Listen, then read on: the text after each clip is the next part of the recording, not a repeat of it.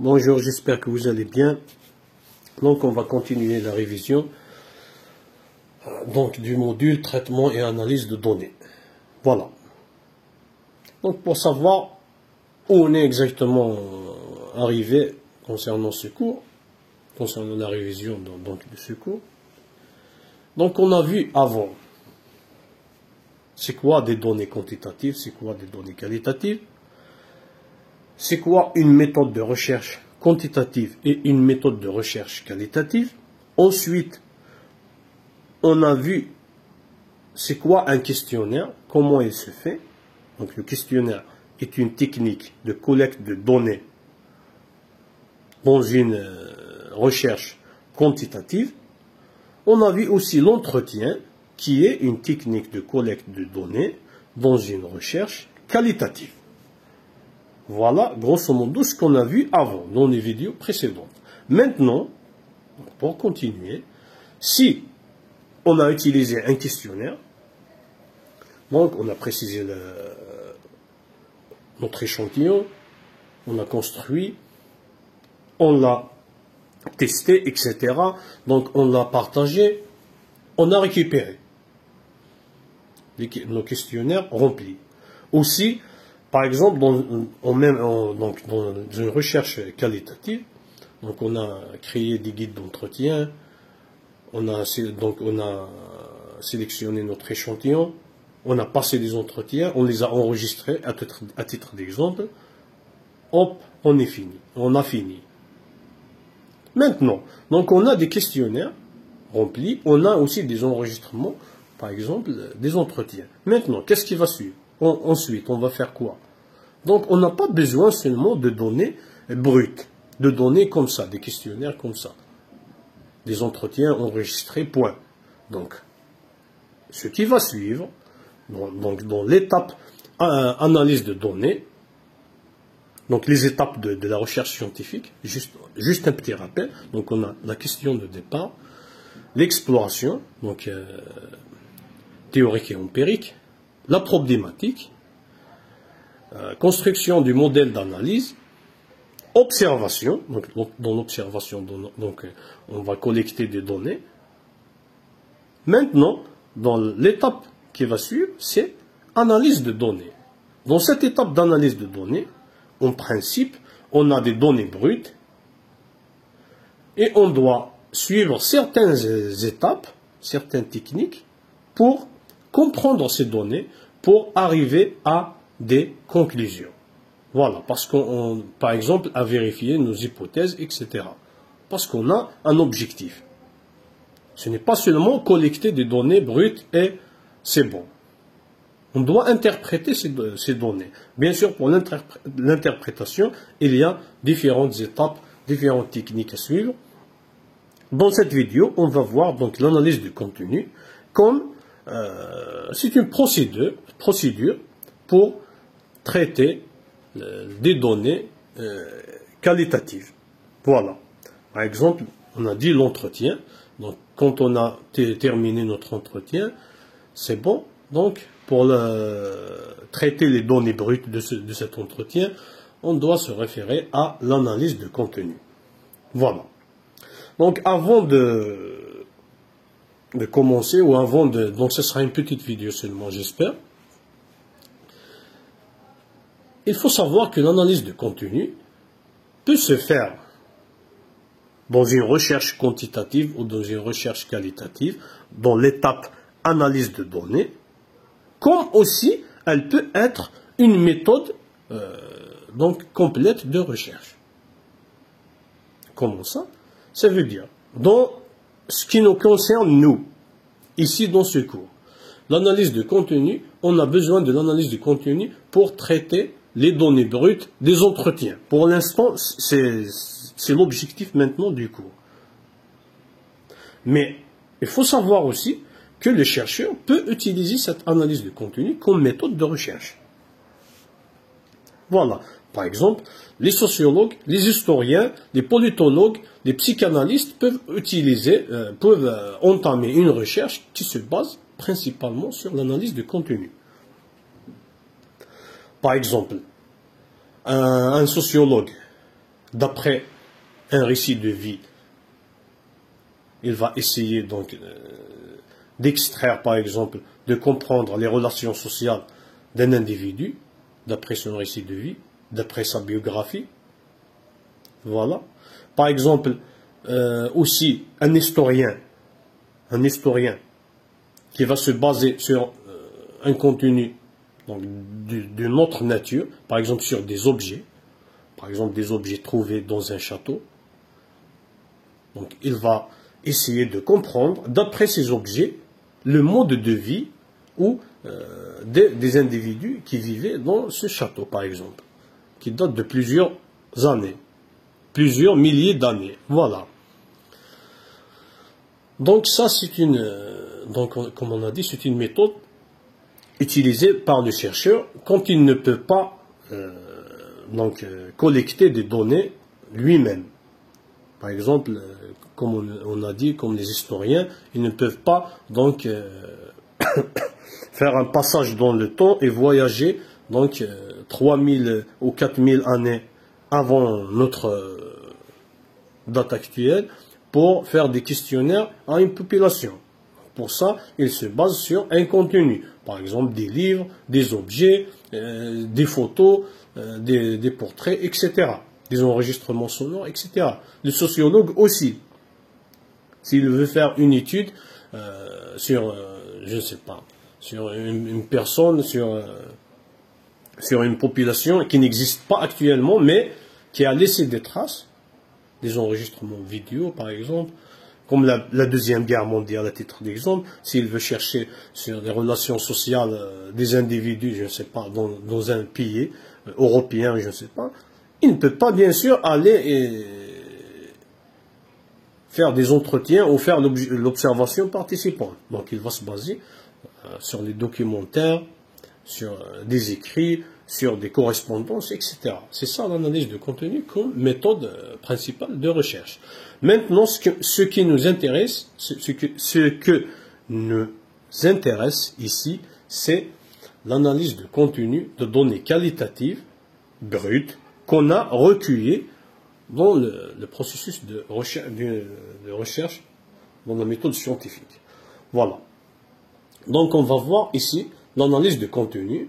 On a des données qualitatives, ou plus précisément, on va se baser sur comment traiter les données d'un entretien. Voilà. Donc l'analyse de contenu. Premièrement, donc maintenant je suis en train de suivre dans ce tableau. Donc du haut vers le bas, de la droite vers la gauche. L'analyse de contenu, elle se fait par qui? Est-ce qu'on peut utiliser des logiciels ou tout simplement c'est le chercheur qui fait l'analyse de contenu? Donc l'analyse de contenu se fait principalement par le chercheur. Même s'il existe des logiciels qui peuvent l'aider dans l'analyse, dans le traitement de données qualitatives, mais il n'existe pas actuellement un logiciel seul où on peut introduire des données qualitatives et à la fin, il va nous donner l'analyse. Mais il y a des logiciels qui aident. L'essentiel, le premier point à retenir, c'est que c'est au chercheur de faire cette analyse. L'analyse du contenu,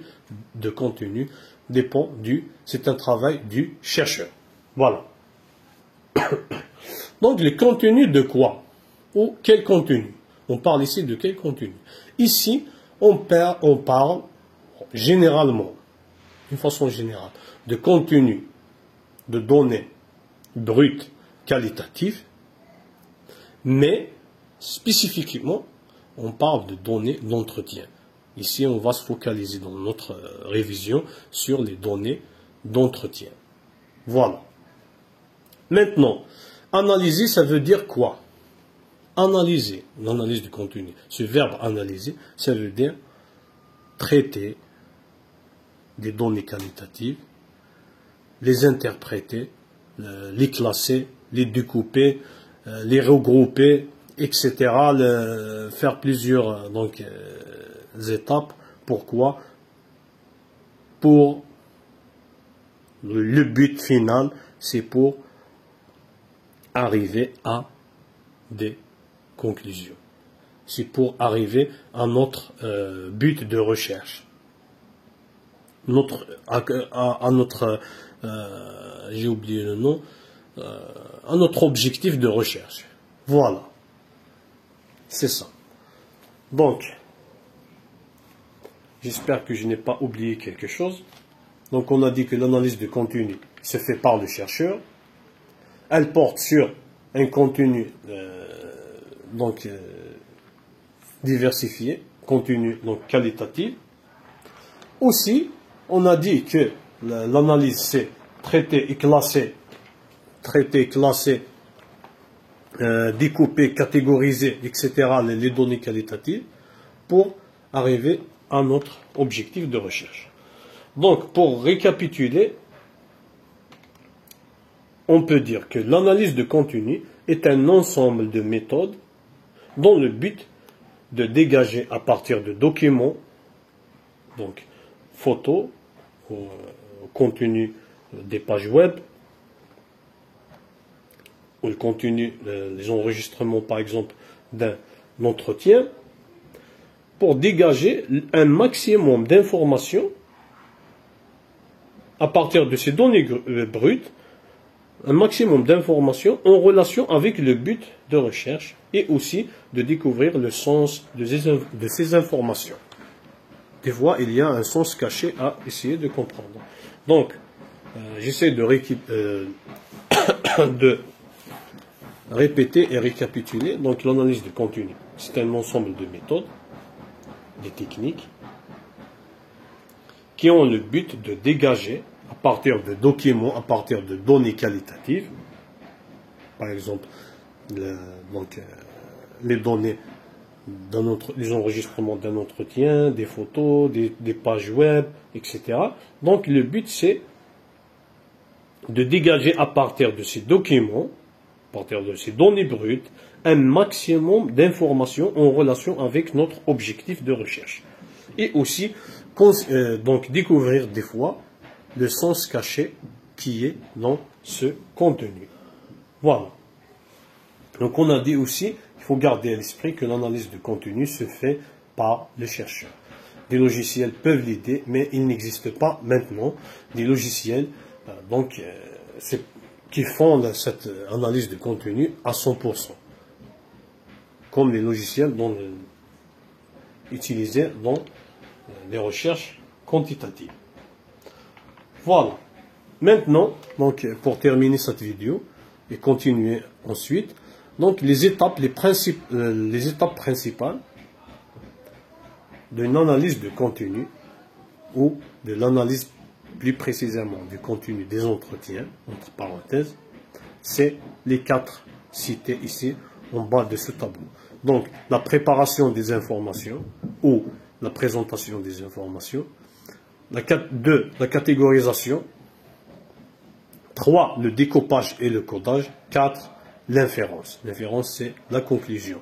Donc, on s'arrête là et donc on va détailler sur les étapes de l'analyse de contenu dans une prochaine vidéo. Bon, je sais que des fois je parle beaucoup concernant. Je peux par exemple partager directement l'analyse de contenu, une seule définition qui prendra même pas 1 minute, 30 secondes, même 20 secondes. Mais donc d'après ma petite expérience à l'université, donc c'est essayer de développer le maximum un certain point, un point par exemple comme l'analyse de contenu. Pourquoi? Pour à la fin, si le but c'est de comprendre. Le but c'est de comprendre tout simplement. Parce qu'une fois, que ce soit moi, que ce soit un autre étudiant, une fois que vous avez compris c'est quoi, c'est pas la peine donc d'apprendre par cœur des définitions et de compter sur cette sur ce genre de révision pour répondre à un examen. Je pense, mon avis, c'est il faut comprendre le point, il faut comprendre le cours, etc. Voilà, c'est entre parenthèses. Donc c'est pour ça que je fais beaucoup de temps pour dire tout simplement quelque chose qui peut se dire en 2 phrases. Mais je sais pourquoi je fais ça, et ce genre de révision m'a aidé dans les 2 dernières années, en première et en deuxième année, et j'espère qu'il va m'aider aussi pour obtenir cette licence. Voilà. Donc, merci, et la prochaine vidéo, Inch'Allah, portera sur les étapes donc, de l'analyse de contenu, entre parenthèses, ce qui nous intéresse d'un entretien de recherche. Merci et à la prochaine.